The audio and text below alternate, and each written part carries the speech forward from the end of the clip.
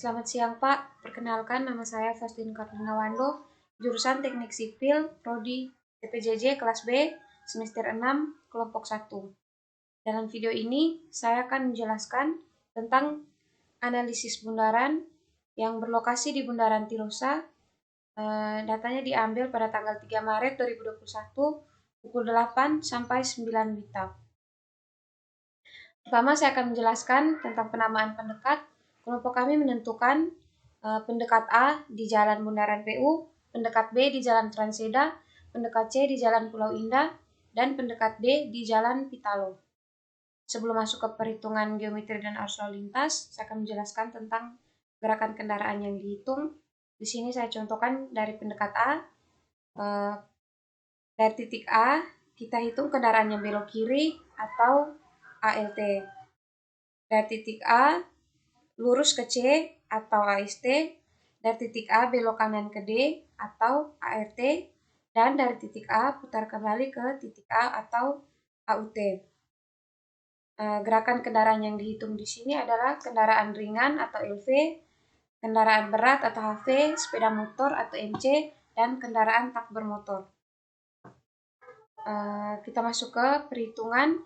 Di sini perhitungan geometri dan arus lalu lintas, perhitungan berdasarkan MKJI 97. Data arus lalu lintas terklasifikasi per jam tersedia untuk masing-masing gerakan. Langsung ke tabel. Jika data arus lalu lintas terklasifikasi tersedia untuk masing-masing gerakan, data tersebut dapat dimasukkan pada kolom 1, kolom 3, dan kolom 5 dalam kendaraan per jam. Data itu didapat dari hasil perhitungan dalam video, perhitungan gerakan kendaraan yang lewat. Arus total kendaraan per jam untuk masing-masing gerakan lalu lintas dimasukkan pada kolom 7. Jika ada data kendaraan tak bermotor tersedia, kita masukkan di kolom 17. Yang berikut, setelah perhitungan kendaraan per jam, kita konversikan ke dalam SMP per jam. Dilakukan dengan mengalihkan arus kendaraan, mengalihkan arus dalam kendaraan per jam dengan EMP. EMP untuk kendaraan ringan itu 1, untuk kendaraan berat 1,3, dan sepeda motor itu MC. Hasil perkalian itu dimasukkan ke kolom 2, kolom 4, dan kolom 6.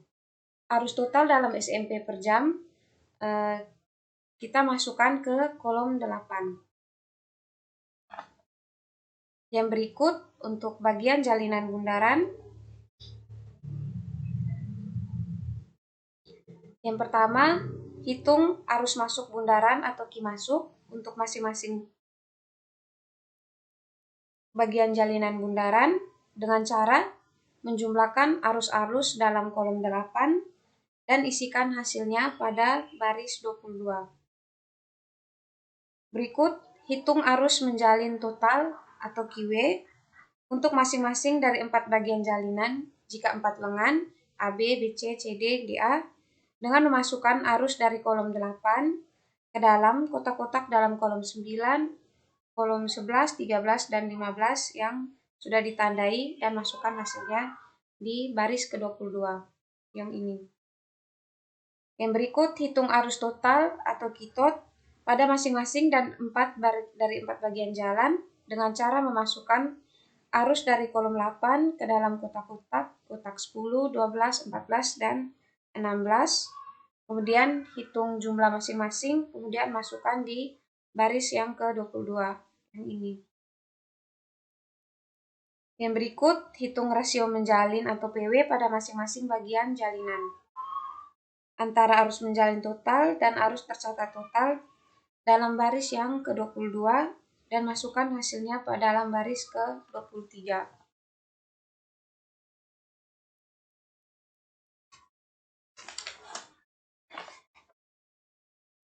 Karena kendaraan tak bermotor tidak ada, kita tidak menghitung rasionya. Yang berikut kita masuk ke bagian analisis. Analisis yang pertama adalah parameter geometri bagian jalan. parameter geometri bagian jalan, ukurannya bisa kita lihat di sketsa gambar.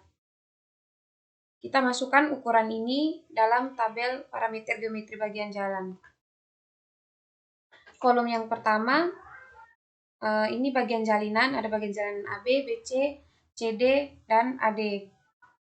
Masuk ke kolom 2, pendekat 1 atau W1. Kolom 3 adalah pendekat 2 atau W2. Datanya diambil dari hasil pengukuran, atau bisa dilihat di sketsa gambar.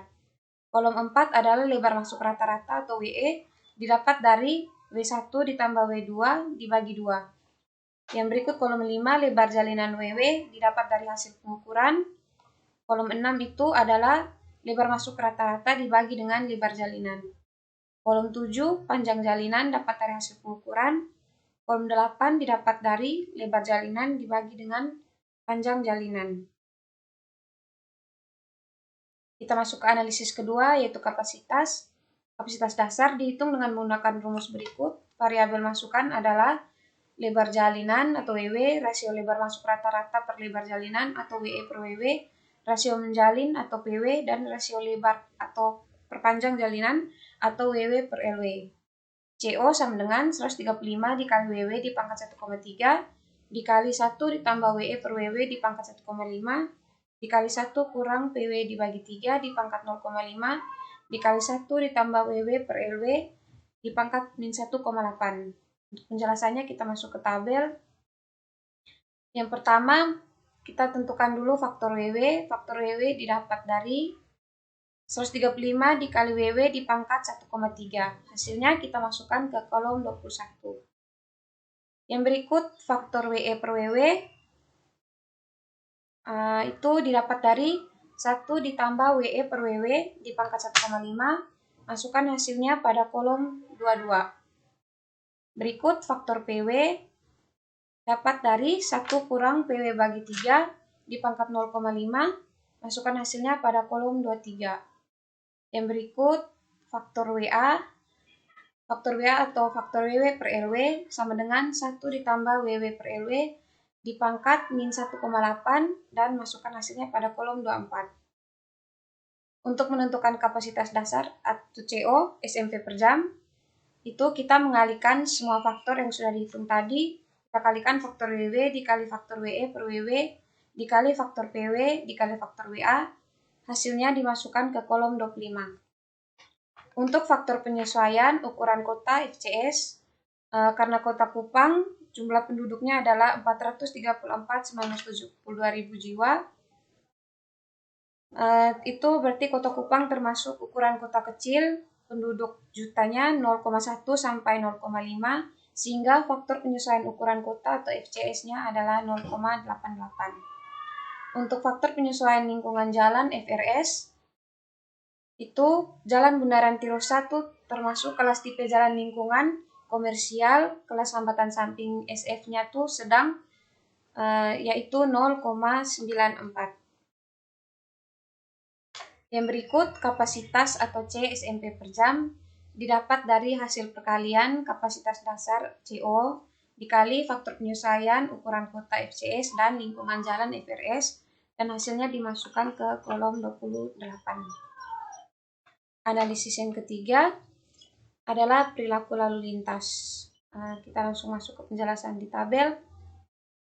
Tabel kolom 31, arus bagian jalinan Q atau SMP per jam itu didapat dari Q total atau arus total SMP per jam dari tabel geometri dan arus lalu lintas. Pada baris ke-22,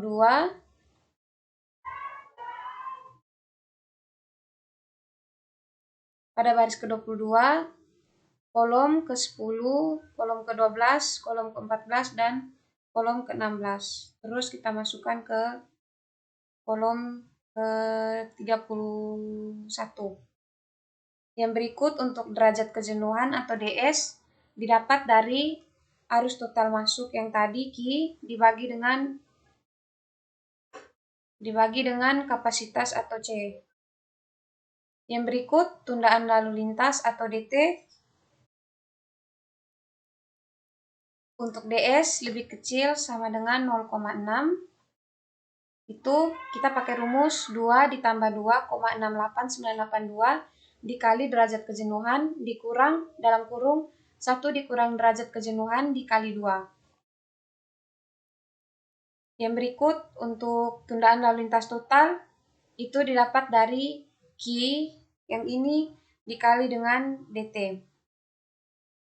Yang berikut DS dari jalinan DSR itu kita menentukan dapat dari derajat kejenuhan yang terbesar itu 0,587. Yang berikut tundaan lalu lintas bundaran rata-rata DTR per SMP itu didapat dari jumlah tundaan lalu lintas total yang ini dibagi dengan total kendaraan bermotor total dalam SMP per jam diambil dari tabel geometri dan arus lalu lintas di baris ke-22 kolom 8. Yang berikut untuk tundaan bundaran rata-rata DS diambil dari tundaan lalu lintas bundaran rata-rata ditambah dengan 4. Kita masuk ke peluang antrian atau KP%. Kita menentukan batas bawah dan batas atasnya. Batas bawah didapat dari 9,41 dikali derajat kejenuhan dikurang 29,967 dikali derajat kejenuhan dipangkat 4,619. Untuk batas atasnya KP% sama dengan 26,65 dikali derajat kejenuhan dikurang 55,55 dikali derajat kejenuhan dipangkat 2 dikurang dalam kurung min 108,57 dikali derajat kejenuhan dipangkat 3. Untuk menentukan peluang antrian bundaran KP%, itu kita lihat peluang antrian yang terbesar yaitu 7 sampai 15. Sekian penjelasan dari saya. Terima kasih, Pak.